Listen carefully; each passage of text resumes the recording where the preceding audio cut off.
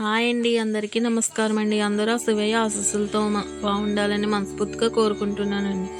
ఈ వీడియో చివరి వరకు చూడండి. మరిన్ని మంచి వీడియోల కోసం మన ఛానల్లోకి వెళ్ళి సబ్స్క్రైబ్ చేసుకోండి. శివయ్యపై కోప్పడి దెబ్బలాడి అలిగి మరీ పాలు తాగించిన పసిపిల్ల గోడగూచి కథ తెలుసుకుందాము. కారణమైన శివుడుని బోలా శంకరుడని భక్తుల చిన్నపిల్లలకు ఇలాంటి కథలు ఉన్నాయి. కాసుని నీళ్లతో అభిషేకిస్తే చాలు ప్రయత్నం చేద్దాం. శంకరుడు నిర్మలమైన భక్తికి అమాయకత్వానికి ఎలా లొంగిపోయాడో తెలియజేసే గోడగూచి కథను ఈ కథనంలో తెలుసుకుందాం.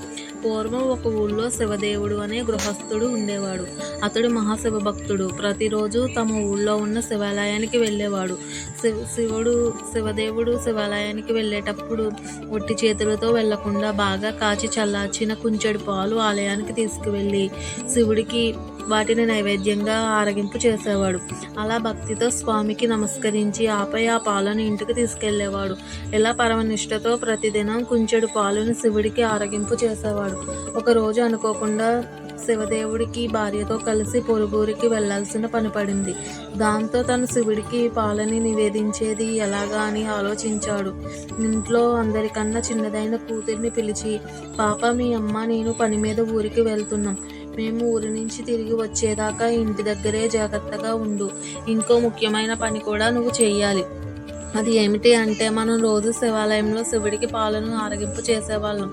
ఆ పనిని మానకుండా నువ్వు నిష్టగా చేయాలి. కాచి చల్లార్చిన మంచి గోవు పాలను కుంచెడు కొలిచి ఒక పాత్రలో పోసుకొని గుడికి వెళ్ళాలి. అక్కడ స్వామికి ఆ పాలను ఆరగింపు చేయాలి. వెళ్తావు కదూ, ఇది మన నియమము తల్లి, వ్యర్థం కానివ్వకు. ఆటలని పాటలని అటు ఇటు పరిగెత్తకుండా, స్నేహితులతో తిరగకుండా ఇంటి పట్టునే ఉండి చెప్పిన పనిని చెయ్యమ్మా. మరిచిపోవు కదా, మా బంగారు కదా అని గడ్డం పట్టుకొని బతిమలాడి మరీ గుడికి వెళ్లే పని పాపకు అప్పగించాడు శివదేవుడు. పాప సరే అంది. శివదేవుడు భార్యతో కలిసి పొరుగురు వెళ్ళాడు.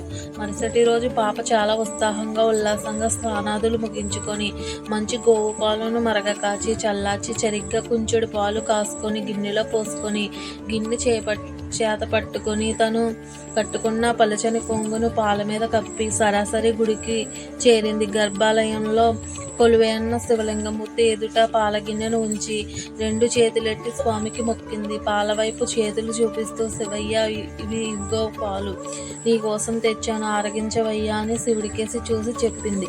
పాప తను శివుణ్ణి ఎదురుగా నిలబడితే ఎలా తాగుతాడు అని కాస్త పక్కకు జరిగి చాటుకు నిలబడింది. కాసేపు అయ్యాక వచ్చి ఆ గిన్నెలో చూసింది. గిన్నెలో పాలు అలానే ఉన్నాయి. అప్పుడు పాప, శివయ్య, పాలు తాగలేదా? నీకోసమే తెచ్చాను, తాగడానికి ఏమిటి ఇబ్బంది, తాగవా, తాగు అంటూ శివుడికేసి చూసి పురమాయించింది. శివుడు తాగలేదు. చిన్నపిల్ల కదా, ఆ పాపకు చింత మొదలైంది. తనలో తానే, అమ్మా నాన్నలు చెప్పినట్లుగానే చేశాను, ఎక్కడ ఏం లోపం జరిగిందో, శివుడేమో ఈరోజు పాలు త్రాగడం లేదు. దాంతో పాపకి భయం పట్టుకుంది. శివుడు పాలు త్రాగకపోతే అమ్మా నాన్నలతో దెబ్బలు తినాల్సి వస్తుంది కదా. శివుడి వైపు దీనంగా చూస్తూ, పాలెందుకు తాగలేదు, తాగవయ్యా లింగమూర్తి అని ప్రాధేయపడింది. పాలు సరిగ్గా కాచలేదా, రుచిగా లేవా, సద్ది పాలు అనుకుంటున్నావా, ఆవు పాలు కాదనుకుంటున్నావా, పోనీ ఆకలిగా లేదా, ఎందుకు తాగవయ్యా అంటూ నిలదీయడం మొదలుపెట్టింది. పరమశివ పసిపాపను చేసి ఏమిటి సతాయింపు, ఒక్క గుటక అన్న తాగితే నేను తృప్తి చెందుతాను కదా అంటూ పాప పరమశివుణ్ణి బతిమాలుతుంది. నువ్వు పాలు తాగలేదంటే మా అమ్మ నాన్నలు నన్ను కొడతారు, అలా కొట్టిస్తావా, నా మీద ప్రేమతోనైనా తాగవయ్యా నాయనా కదూ, మా శివయ్య కదూ, వాళ్ళ తమ్ముడిని వాళ్ళమ్మ ఎలా బుజ్జగిస్తుందో గుర్తు చేసుకుంటూ బ్రతిమలాడుతుంది, ఏడుస్తుంది. ఆ పరమేశ్వరుడు పాప అమాయకత్వానికి నవ్వుకున్నాడు. ఆ కరుణామూర్తి భక్తికి వశం కాకపోతాడా, ఆయన పరీక్షిస్తూనే ఉన్నాడు. పాప కింద పడి అల్లరి చేస్తూ గిలగిల కొట్టుకోసాగింది. నాన్నగారు పదే పదే చెప్పిన ఈ పనిలో ఆటంకం ఎదురైందని తెలిస్తే ఆయన చేతుల్లో చావటం ఖాయం. అంతకంటే ఇక్కడే నీ ముందే చావడం మేలు అని తలను శివలింగానికేసి బాదుకుంది. సర్వేశ్వరుడు ఒక క్షణం ఆగకుండా పాపను పట్టుకొని ఆపాడు.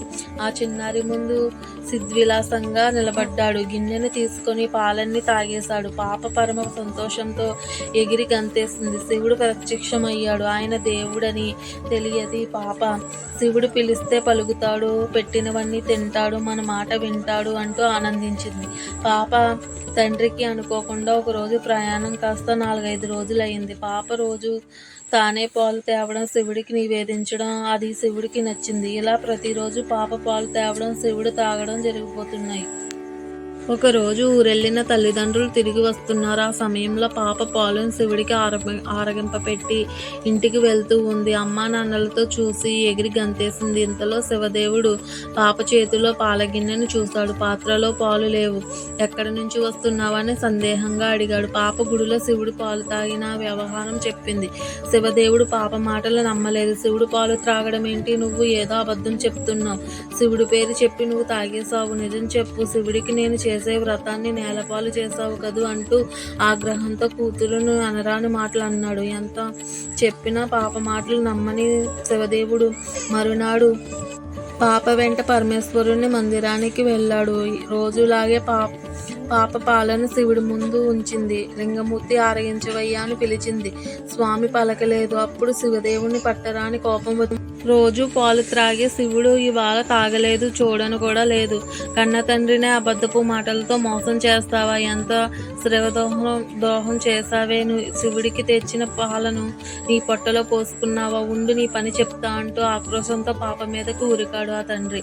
పాప భయంతో వణికిపోయింది. ఎటు వెళ్లాలో తెలియక గట్టిగా ఏడుస్తూ ఆలింగ అంటూ లింగ స్వరూపుణ్ణి గట్టిగా పట్టుకుంది. ఇదిగో నేనున్నాను, భయపడకు అంటూ అత్యంత దయతో మహాలింగమూర్తి పాప మీద వాత్సల్యంతో తన వక్షస్థలాన్ని తెరిచాడు. పాప అందులో చొరబడింది. తండ్రి వెంటపడుతూ పాప వెంట్రుకలను చిక్కించుకున్నాడు. ఎక్కడికి పోతావే అంటూ యువతలకి లాగబోయాడు. అప్పటికే పాప శివుడిలో ఐక్యమైపోయింది. వెంటనే ఆ దివ్యలింగంలోకి ఆ పాప మాయమైపోయింది. అంత నిశ్చలమైనది ఆ పాప భక్తి, అమాయకత్వం. ఇదే శివుడికి ఇష్టమైనది. అందుకే తండ్రిని కాదని బిడ్డకు దర్శనమిచ్చారు. తనలో ఐక్యం చేసుకున్నాడు. దానికి ఇంతకన్నా నిదర్శనం ఏముంది? ఆనాటి నుంచి ఆ పాపను గోడగూచి అనే పేరుతో స్తుతించసాగారు. ఇదే నిర్మల భక్తికి, అమాయక భక్తికి కారణమైన గోడకూచి కథ. కార్తీక మాసంలో చిన్నపిల్లలకు ఇలాంటి కథలు చెప్పి వారిలో దేవుడిపై విశ్వాసాన్ని పెంచే ప్రయత్నం చేద్దాం. ఈ వీడియో కనుక మీకు నచ్చినట్లయితే like and share, subscribe. Please subscribe my channel.